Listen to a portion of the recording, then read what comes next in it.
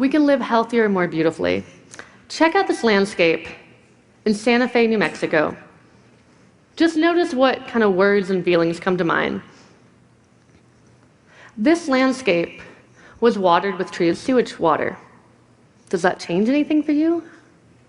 I imagine it might, and that's okay.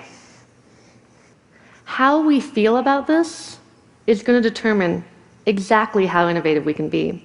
And I want to explain how it works, but what words do I use?